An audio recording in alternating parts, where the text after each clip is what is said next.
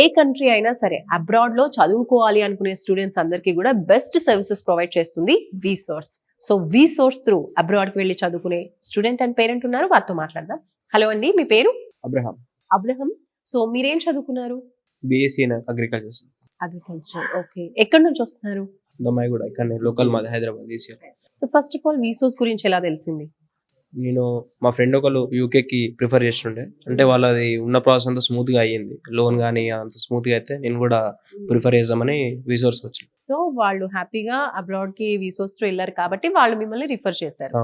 Okay. So వచ్చిన తర్వాత మీకు ఎలా అనిపించింది ఇక్కడ ప్రాసెస్ అంతా కూడా? ప్రాసెస్ అంతా రాగానే ఇక నాకు అసలు ఐడియా లేకుండే. నార్మల్ గానే అగ్రికల్చర్ అంటే బయట కూడా అసలు జాబ్స్ లేవు, బయట ఉన్న సిచ్యువేషన్స్ కూడా కొంచెం క్రిటికల్ గానే ఉన్నాయి అగ్రికల్చర్ కి ఇంకా స్టడీ అయితే కొంచెం బాగుంటుందని ఫర్దర్ గా వెళ్తున్నాను అనమాట ప్రాసెస్ లోకి. రైట్. సో మీకు అంటే ఒక కన్ఫ్యూజన్ తో వచ్చుంటారు, క్లారిటీ వచ్చిందా వీళ్ళు మాట్లాడేది అంతా కూడా? ఎంత వరకు యూజ్ అవుతుంది అనిపించింది ఒక స్టూడెంట్ కి? 100% యూజ్ అవుతుంది. ఎందుకంటే రాగానే నాకు కూడా ఒక క్లియర్ సిచ్యువేషన్ అనేది అర్థమైంది. అంటే బయట కంట్రీస్ లో ఎట్లుంది అగ్రికల్చర్స్ అనేది ఎట్లుంది, మళ్ళీ ఇక్కడికి వచ్చినాక అది అయిపోయినాక లోన్ ప్రాసెస్ ఎట్లా. చాలా మంది స్టూడెంట్స్ ఇప్పుడు ఐటీ అని లేదంటే సైబర్ సెక్యూరిటీ, ఏఐ ఇలా అడ్వాన్స్ టెక్నాలజీ వైపు వెళ్తున్నారు. మీరు ఎందుకు అగ్రికల్చర్ చూస్ చేసుకున్నారు? అగ్రికల్చర్స్ కి ఆన్ ఫీల్డ్ ఉండి చేసుకోవాలి, దానికి కూడా సపరేట్ బిజినెస్ మేనేజ్మెంట్ ఉంటుంది. అందులో కూడా అగ్రికల్చర్ కూడా చాలా వరకు బ్రాంచెస్ ఉంటాయి. హార్టికల్చర్ అని, అగ్రోనమిస్ట్ అని, అందులో కూడా ఫార్మ్ మేనేజర్ అని, ఏబిఎం అని, అగ్రికల్చర్ బిజినెస్ మేనేజ్మెంట్ అని చాలా వరకు ఉన్నాయి బ్రాంచెస్. చాలా మంది దీన్ని ఫోకస్ చేయరు. ఇలా స్టూడెంట్ కి ఎన్ని విషయాలు తెలుస్తున్నాయి చూడండి. సో డెప్త్ అన్నిటిపైన మీకు ఒక ఐడియా ఉంది కాబట్టి మీరు అటువైపే మళ్ళీ ట్రావెల్ చేయాలనుకుంటున్నారు. సో మీరు చూస్ చేసుకున్నటువంటి ఈ కోర్స్ కి కూడా బ్యాంక్ లోన్ వస్తుందా? ఇన్ఫర్మేషన్ తెలుసుకున్నారా ఇక్కడ? వస్తుంది. బ్యాంక్ లోన్ అంటే మనకు వచ్చేసరికి ఇలా మనకు షూరిటీతో ఉంటుంది, నాన్ షూరిటీతో కూడా ఉంటుంది.